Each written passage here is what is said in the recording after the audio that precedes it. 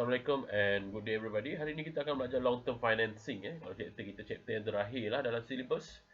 So long term financing ni kita hanya terhadkan kepada 3 instrumen dalam kita punya syllabus, which is bond, which is debt lah, hutang. Kita punya nota hutang, bond. Kita ada preferred stock, iaitu stok-stok yang terpilih kan, preferred. Jadi ahli yang memegang saham-saham yang terpilih, preferred stock, dan ada common stock, stok saham biasa. Jadi ada 3 je instrumen dalam syllabus untuk kita analisis untuk buat financing kepada syarikat kita. So always assume we are the owner of the corporation. So we have 3 alternative we have to choose. Okay, 3 alternative of instrument that we have to choose, di mana kegunaan dia meminimalkan kos kita, kos yang paling rendah kita nak pilih. Okay, number one, kita kena tengok dia punya introduction. Itu long term financing ni adalah kita meminjam dari sumber luar. Apabila ada sumber luar daripada 3 instrumen ni, kita nak tengok yang terbaik. Terbaik sebab apa? Yang least cost, jadi kos yang terendah. So, semuanya dalam bentuk percentage, jadi cari percentage yang paling rendah. Okay, kat sini kita ada format balance sheet. So kita ada tengoklah macam ada balance sheet kita kan. Kita ada common stock, preferred stock di sini dan long term debt. Itulah instrumen yang kita akan masukkan dalam kita punya total liabilities dan equity. So liability kita, long term debt adalah hutang hutang liability. Equity, common stock dan preferred stock. Okay, jadi kita nak tengok daripada 3 tu mana satu kita nak pilih. Dalam real world kita akan pakai 3-3. Tapi dalam kita punya syllabus kita kena pilih yang terendah. Alright, okay, bond. Bond is a long term debt issued by corporate lah. So company yang besar-besar boleh keluarkan debt, hutang, dan kita nak syarikat untuk membiayai aset jangka masa panjang. Nak beli bangunan, nak beli mesin dan sebagainya.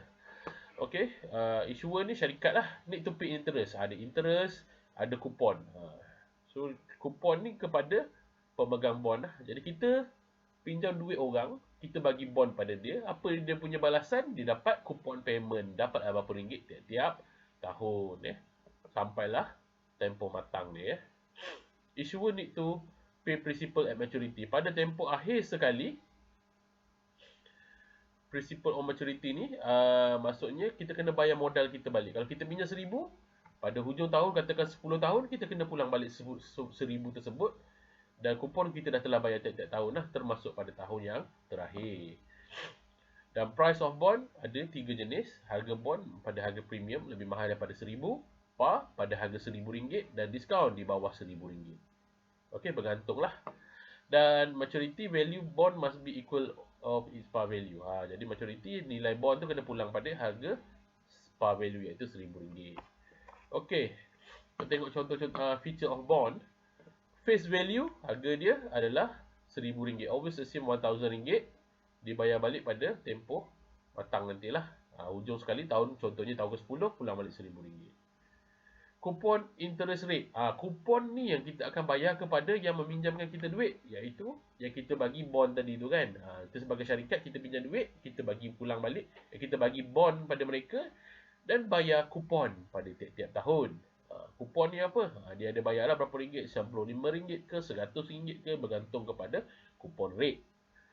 Yang ketiga, maturity tempoh lah. Kata 10 tahun ke, 20 tahun ke, tengoklah. Claim of asset. Maksudnya jika syarikat ingin memfilekan bankruptcy, nak tutup syarikat lah kan. So dia kena jual semua aset-aset dia. Orang yang memegang bond tadi, dia patut dapat duit dahulu. Okay, the first to claim. Maksudnya duit dia, kalau dia bagi 1,000, dia patut dapat 1,000 dahululah. Dia kena dapat duit dahulu sebab dia adalah bond holder. Maksudnya pemiutang, pemiutang kena dapat duit dulu. So kita pinjam duit, kita bayar dulu. Barulah kita agihkan kepada untung lebih-lebih tu kepada shareholder. Alright. Dan voting right and fixed income. Voting right ni jika nak mengundi dalam syarikat. Jadi bondholder tak ada voting right. Fixed income, yes, fixed income dia dapat fixed income kupon. So tiap-tiap tahun dapat, macam contohnya dapat RM100. Itu kupon dia lah. Okay, value of the bond. Value of the bond, this one harga bond. Value of the bond is the price of the bond lah. Kata 1000 tu apa? Itu par value This one is bond value. Par value RM1000 kita tahu. But bond value kita kena kira lah. So I adalah kat sini adalah kita punya kupon lah. Kadang-kadang orang guna C. Dan PVIFA sebab kita terima tiap-tiap tahun sehingga 10 tahun contohnya. K ni berapa rate of return kita lah. N ni 10 tahun lah contohnya. Dan this one cuma future value sahaja. Contohnya kita punya bond harga. Katakan harga kita punya harga par value kita adalah RM1000. So RM1000 pada tahun ke-10 tu kita kena dapat balik berserta dengan kita punya present value lah. Kita darab dengan present value kat sini. Sebab ni bond akan diterima pada hujung tahun ke-10 lah contohnya. Jika dia punya maturity adalah 10. Ini kita punya kupon. Kita accumulate kan tiap-tiap tahun. Sebab tu dia ada annuity. Okay. Itu nak kira lah. Kalau kupon is paid semi-annually, you kena bagi dua lah. Macam yang kita belajar dalam chapter time value of money. Okay. Kita nak kira cost of bond. Tadi tu value of bond. So, ni bond value ataupun bond price. This one kita kena kira beginilah. Dan kita tahu dia punya par value adalah 1000. Okay. Tapi kita nak tahu cost. Sini bila kita nak tahu cost ni, kita kena kira mengikut yield to maturity, YTM So yield to maturity ni cara approximate untuk kira cost of bond. Nak kira cost of bond dia ada dua cara. Satu cara yang tepat, satu lagi gunakan yield to maturity, iaitu approximate. Ada dua kaedah lah. Okay, jadi anda perlu ingat yang yield to maturity jelas, tak salah saya. Okay, untuk mengira berapakah pulangan ke atas bond sehingga tempoh matang. So required rate of return lah maksudnya jadi cost of bond lah, cost of debt. Bond adalah debt sama Okay, jadi kita kena kira YTM. Jadi formula dia adalah this one is fixed so this one is YTM approximate. This is the formula YTM. So YTM ni dia punya formula. This one ni coupon. Ni adalah bond price tolak this one is kita punya par value tolak bond price. Dan di sini adalah par value dan ni bond price. Ada tolak juga dengan flotation cost. Nanti kita akan tengok formula dalam nota yang saya bagi. Dan masuk kat sini kita dapat approximately 7.46. This one adalah cost yang kita akan bandingkan dengan kita punya common share dan preferred share. Tapi ini belum lagi dia akan ada cost after debt, iaitu anda kena kira after cost debt. Yang ni adalah guna kaedah yang lebih tepat iaitu guna interpolation. So kalau bond price, anda kena cari K berapakah dia punya return maturity ataupun dia punya rate of return K ni. So kena ada dua lah, masukkan kupon rate dan berapakah dapatkan K. Lepas tu masukkan yang another one. So try and error lah. Jadi 4 dengan 16 ni kalau kita buat interpolation kita dapat lebih tepat lah. Tapi ini tak ada dalam syllabus, tak salah saya. Ataupun banyak keluar final exam hanyalah gunakan this formula. Alright. Okay, this one is preferred stock. Preferred stock adalah paling mudah sekali nak kira. So dia par value dia RM100. Dia tak ada tempoh maturity lah, so forever lah. Selagi syarikat tu hidup, selagi tu you akan dapat dividen, fixed dividend. Kalau berapa ringgit dapat tiap-tiap tahun tu, itulah you akan dapat selama-lamanya. Tidak akan meningkat, tidak akan turun. Tidak ada hak mengundi. Mengundi siapakah dapat jadi board of director, tidak akan ada hak claim on asset selepas bondholder. Jika syarikat tu bankrupt, bondholder dapat dulu, lepas tu barulah preferred stockholder. Boleh dipanggil bila-bila masa, boleh ditukar kepada common stock dan boleh berubahlah participation, boleh bincang harga dividen lah. Tapi sini kita assume dia fix. Okay, kita punya formula senang aja. This one is price of preferred stock sama dengan dividen bagi cost of preferred stock. Terbalikkan balik. So KPS di sini, price di bawah lah. So kita akan dapat this one, cost of preferred stock. Okay. So cost ni kena masukkan dividen, dia fix saja tiap-tiap tahun. Masukkan dividen dan price. So price dia akan diberitahu lah dalam soalan. So dapatlah cost dia dalam bentuk percentage. Contohnya this one lah.